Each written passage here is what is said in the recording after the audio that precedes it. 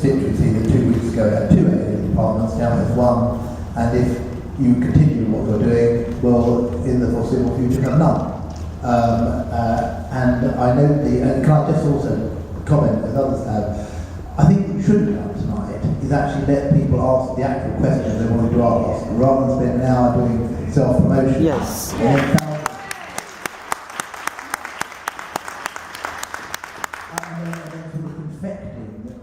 Our questions into what you want to answer. This is very unsatisfactory, but it's absolutely typical, by the way, not only Imperial but NHS North West London throughout this entire process have been completely untransparent, give this illusion of public consultation with actually trying to control the agenda yourselves. So I just want to put that on the record. Dr. Batten, you put us, I presume it's your PR department, I don't know if it's still Saatchi's, but you put a story in the Evening Standard today, which is headline for those who haven't seen it, people shouldn't rely on A&Es so much, says Chief of Hospital Trust. Shame on you! Saying that the NHS had to switch priority from illness to wellness in a major shake-up of services across North West London. Now, if I suspend my disbelief and I say, yes, let's suppose you're right about that, and that what you want is people to use primary care services, community services, and for acute services to be better organised, why have you not done that before you've actually gone ahead with the closure? Yes.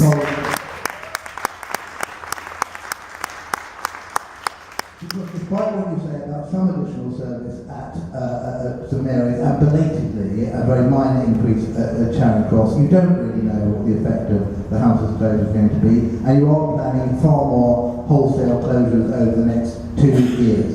And what you should have done, at the very least, is prove to us you didn't need those A&Es by improving your other services, whereas we know, because we use them, those primary care and community services are under acute and growing strain at the moment, and we see that including the closure of GP practices. So it simply doesn't fit what you're doing, and I cannot believe that what you're saying about, which you claim is a clinical strategy, is not unrelated to the £50 million worth of cuts you were talking about, as the Finance Director was very proud of in his presentation. So my question is, will you guarantee that there will be no further closure or rundown of services, in particular those at Charing Cross, until you can demonstrate, unless and until, but I don't believe you can, that there is not a demand for those services? Not to do that, I think, would be incredibly irresponsible. And will you also factor in political risk to this? Because I don't believe that your scheme to spend £600 million is necessarily going to get approval, and I don't necessarily think that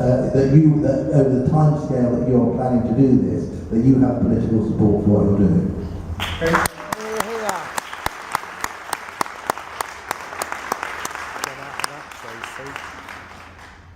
Thanks very much for that question, Andy, and I'm very happy to answer it for you. I do believe that we should be moving from an illness to a wellness model, and I don't believe that I'm alone in that belief. In fact, I think your leader may have even talked about that in one of his speeches recently.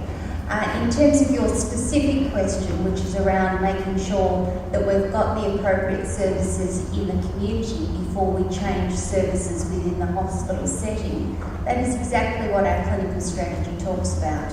The 2 models that we outlined to you this evening are exactly the sorts of models that we want to continue to replicate across our services and to make them the rule, not the exception. So I think the speakers that we had earlier this evening gave really good examples of where if you diagnose a problem early and you provide the supports within the community setting, you can keep people well at home. We're in the business of providing care, and our primary aim is to ensure that we are delivering the best quality clinical services that we can to the population that we serve. We serve a population of about 2 million people. People don't come to work in the NHS unless they absolutely believe in the desire and the need to deliver high quality clinical services.